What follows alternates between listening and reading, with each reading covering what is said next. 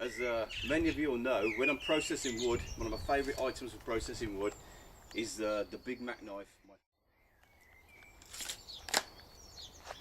But there comes a time, is when you're doing a job and say you've got a lot of hammering to do, you've got a lot of wood shaping and hammering, then a knife's not going to be the one.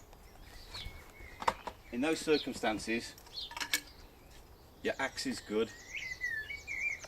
You can have the axe in one of these hammer holders. You pick them up 5 or 6 quid each from the hardware shop. Axe fits perfectly in there. Or you can have like those pouches, those carpenter's pouches. I used to use a carpenter's pouch when I used to do a bit of chipping and a bit of labouring and stuff like that. So you all know what they look like. Oh, hang on a minute. These sort of carpenter's pouches, really underrated items, I reckon. Because snap them on, clip them up, breathe in, and you got your holder there for your hammer or your axe. You've got dump pouches, various holes and pockets and stuff for other things. Made of suede, leather, really cheap. Really great items, really underrated items, I reckon. But I do like this. Okay, like that. There you go, no problem. So as I said, when you're actually doing a job, like you're making fence posts and then having to hammer them in, carving them with a knife, putting the knife down, picking the axe up, picking the hammer up, you have to keep swapping between the two items. It can be very laborious if you've got a lot of it to do. Like for instance, I'll show you.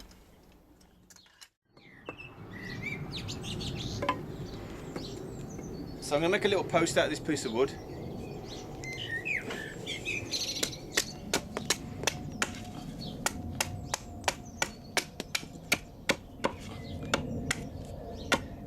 Comes that.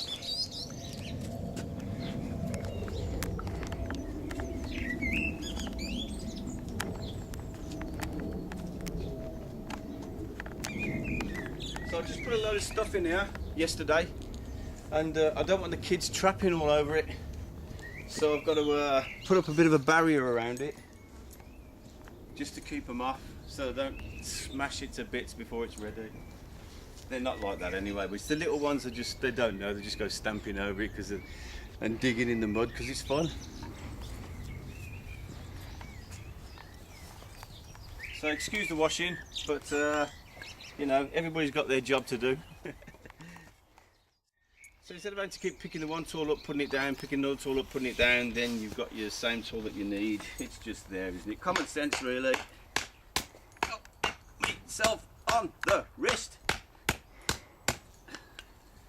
Anyway, I'm still suffering from Krav Maga last night. I'll tell you, oh, this man, he kicked me right in the chest and I went for a good flyer. And then I was attacking him with a rubber knife, and I attacked him with the rubber knife and he blocked me and punched me right in the throat. I'm feeling a lot better today, thanks. So there you go. Now this isn't done yet. This is going to have where the sweet corn and the beans are going, and there's various other things going on there. In those pots down at the end there, I've got potatoes, because these a lot easier than putting potatoes in the ground and then digging them all out. If you do them in pots and bags like that, then when they're finished, you just tip them out and there's, hey presto, there's your spuds on the top. Without all the grouting around and losing them and all that sort of stuff, it's a much better idea. So there you go. I will put the sheath on, have no fear. Talk to sec, over and out. I mean, over, sorry.